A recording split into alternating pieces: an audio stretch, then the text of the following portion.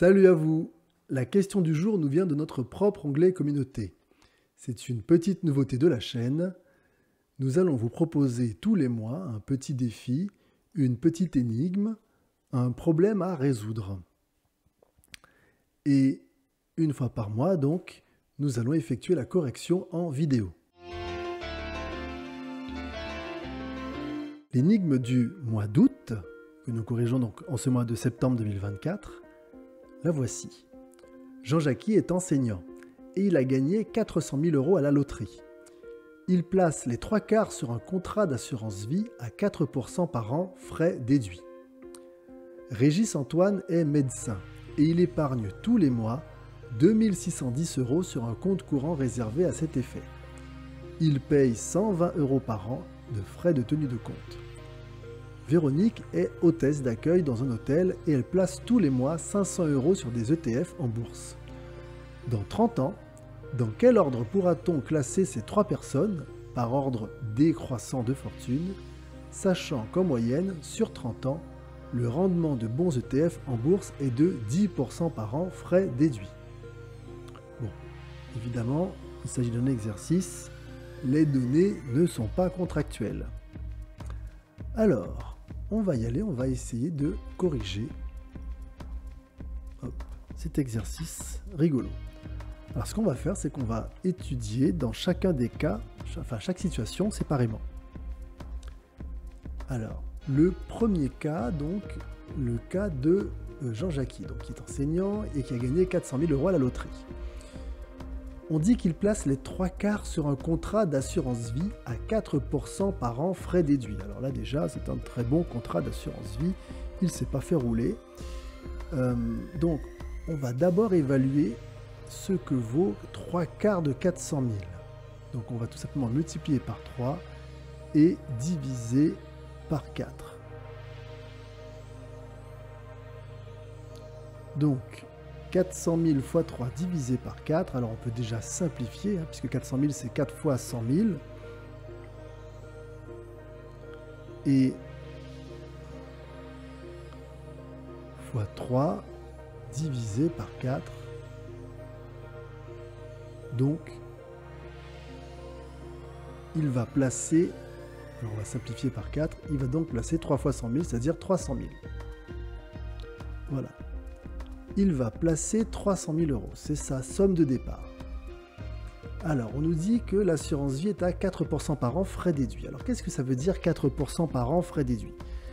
Ça veut dire que si j'appelle U indice N, le montant qui placé, donc, enfin le montant sur son assurance vie, à l'année N plus 1, donc N plus 1, ce sera le montant qu'il y avait à l'année N.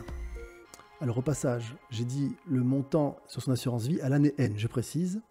Donc je disais à l'année N plus 1, le montant qu'il y aura donc sur son assurance vie est celui qu'il y avait à l'année N augmenté de 4%. Ça veut dire que on va calculer 4% de ce qu'il avait l'année d'avant et on va le rajouter à ce qu'il avait l'année d'avant. Ce qui, après factorisation, alors, on va le faire comme ça, va se noter comme ceci. Je factorise par UN et donc ici on sait que c'est UN fois 1.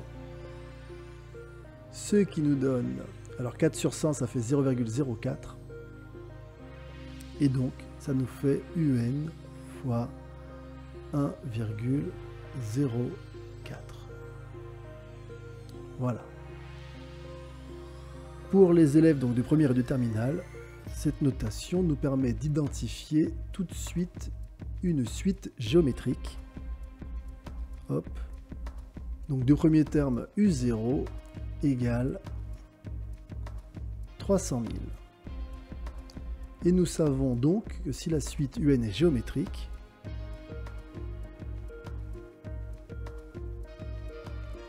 alors nous savons que pour tout entier naturel n,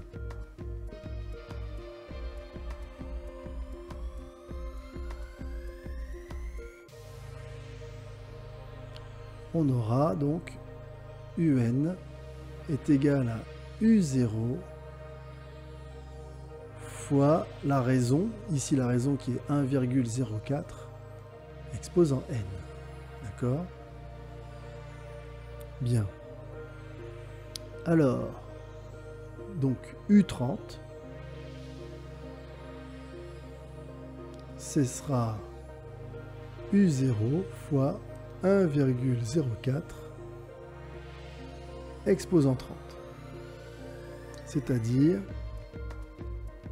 300 000 fois 1,04 exposant 30. Et donc, ma machine me renvoie 973 019,25 environ, évidemment. 973 019,25. Voilà. Donc, euros. D'accord? Alors, pourquoi j'ai calculé U30? Évidemment, parce qu'au bout d'un an, c'est U1, au bout de 2 ans, c'est U2, au bout de 3 ans, c'est U3, et ainsi de suite. D'accord? U0, c'est la somme de départ, et donc, UN me donne vraiment le montant à la fin de l'année. C'est une belle somme. 973 000 euros, c'est une très très belle somme. Ça donne envie de gagner à la loterie et d'attendre tranquillement la retraite. Maintenant, on va voir donc Régis Antoine, donc, qui est médecin et qui épargne tous les mois 2610 euros sur un compte courant, donc non rémunéré. Mais il paye en plus 120 euros par an de frais de tenue de compte. Alors c'est intéressant parce que là, on va appeler tout simplement VN, cette fois-ci, le montant que possède Régis Antoine à l'année N. Donc, tout simplement, s'il met 2610 euros par mois, à l'année N plus 1, il aura ce qu'il avait à l'année N, plus 2610 fois 12, et moins les 120 euros annuels de frais de tenue de compte. Ce qui nous donne donc VN plus, alors là on peut poser l'opération, 2610 fois 12, 2 fois 0, 0, 2 fois 1, 2, 2 fois 6, 12, j'écris 2, je retiens 1, 2 fois 2, 4 et 1, 5, je décale, une fois 0, 0, une fois 1, une fois 6, 6, une fois 2, 2, j'additionne, 6 et 5, 11, voilà, moins les 120, ce qui nous donne, alors un instant, hop, 31 200. Donc là, nous avons une suite arithmétique. Nous avons une suite arithmétique puisque c'est la même somme qui est rajoutée chaque année. Alors ici, on ne nous donne pas de somme initiale, on part donc de V0 égale 0. Et donc, au bout de 30 ans, alors d'abord, si la suite arithmétique, nous savons que pour tout entier naturel n, alors on va l'écrire, la suite de termes général Vn est arithmétique. Et donc pour tout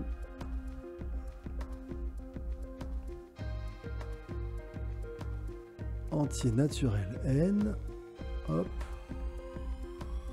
on va avoir donc Vn est égal à V0 plus n fois la raison qui est de 31 200. Alors ici on a V0 donc sous-entendu égale 0 puisqu'on ne nous parle pas dans l'énoncé d'une somme initiale quelconque. Bien.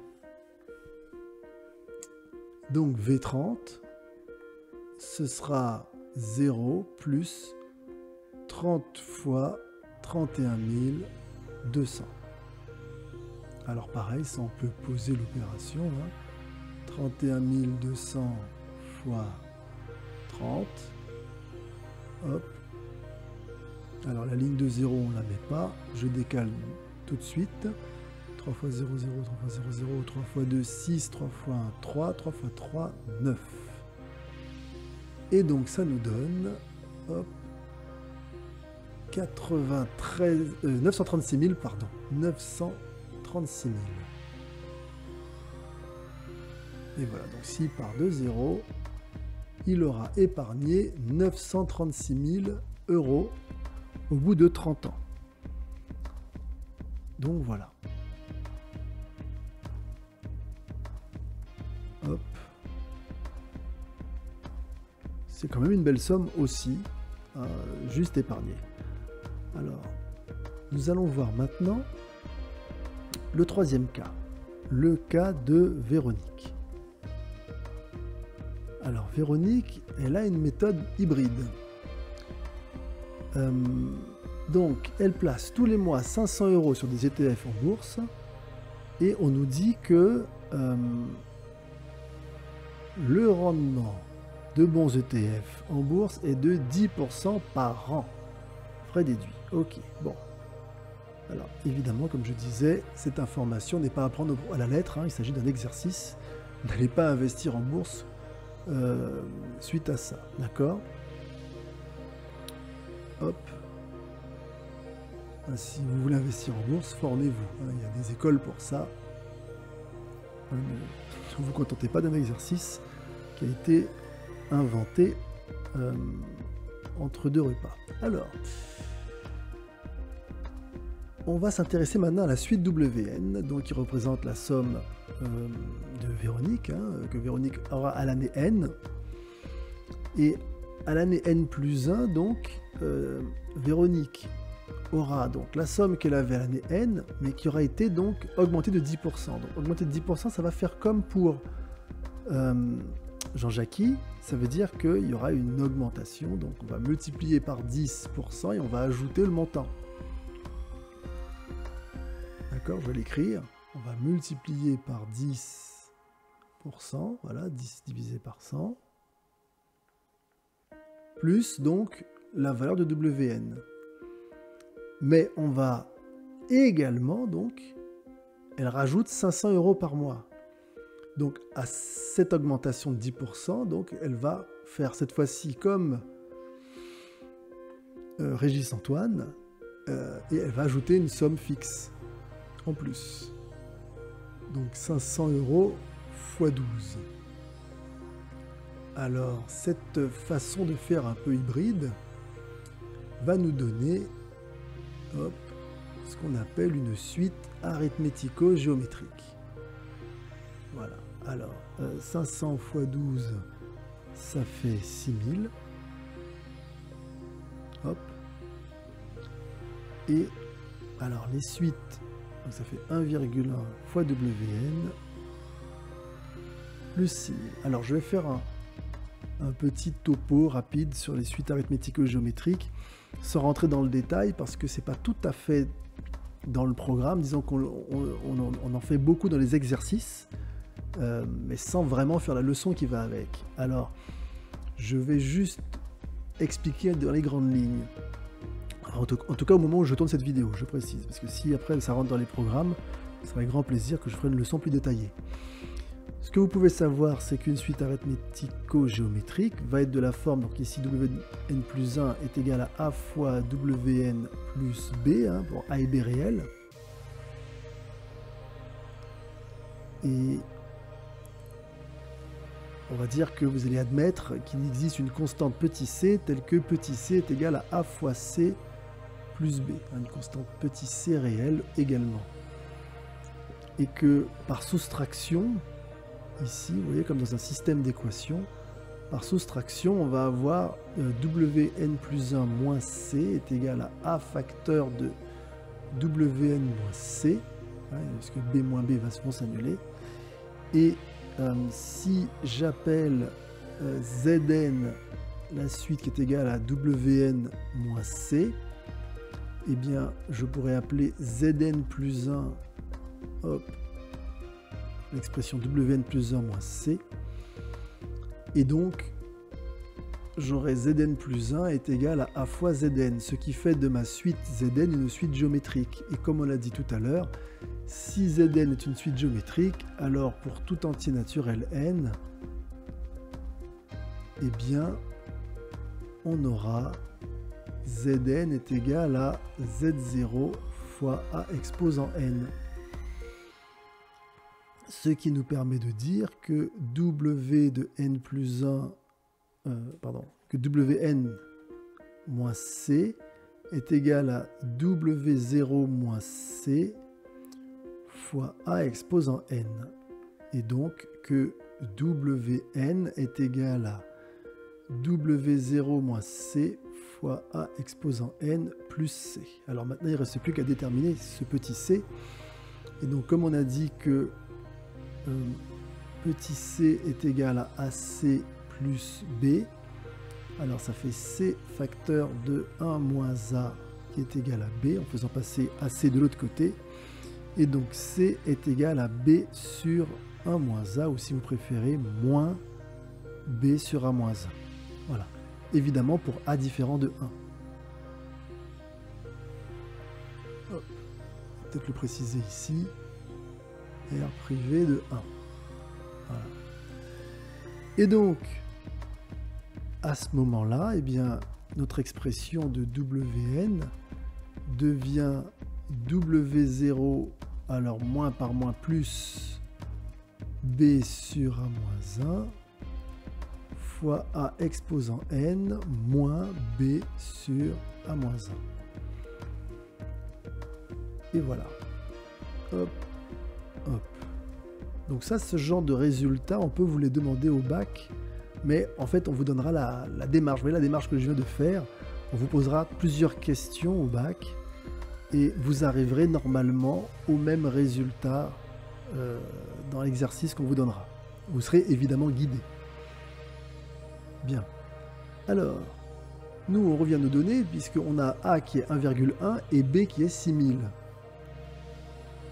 Donc, pour A qui est 1,1 et B qui est 6000, alors déjà, notre B sur A-1 est égal à 6000 sur 1,1 moins 1, c'est-à-dire 6000 sur 0,1, et nous savons que diviser par 0,1 revient à multiplier par 10, ça fait donc 60 000. Ainsi, Wn, alors notre W0 ici est égal à 0, donc il fait 60 000 fois 1,1 exposant n moins 60 000. Et voilà.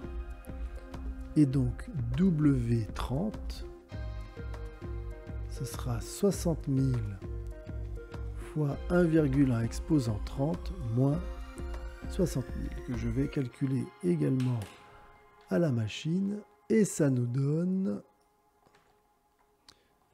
986 964,14.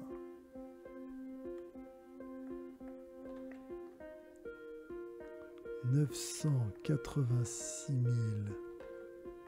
964,14.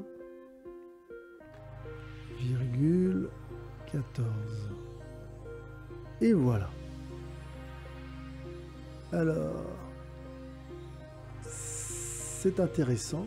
Vous avez vu que sur 30 ans,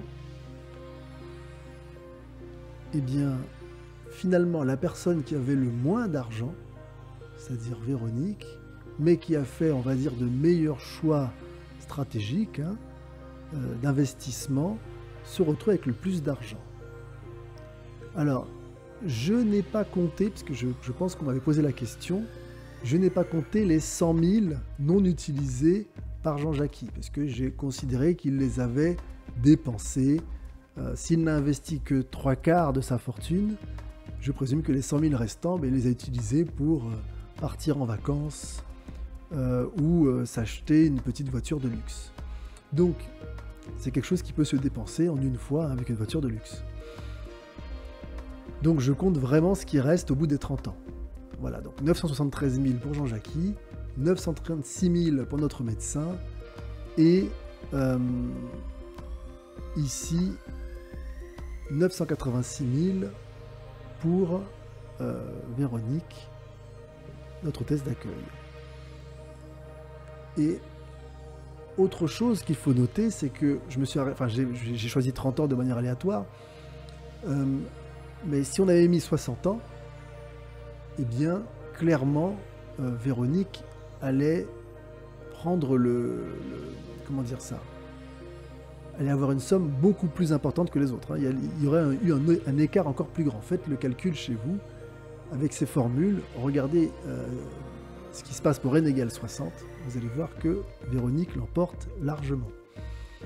Alors, sachant qu'en plus, notre médecin ne touchera un salaire que tant qu'il va travailler, au passage. Hein. Si il ne travaille pas 60 ans, eh ben, il ne verra jamais la somme que vous trouverez.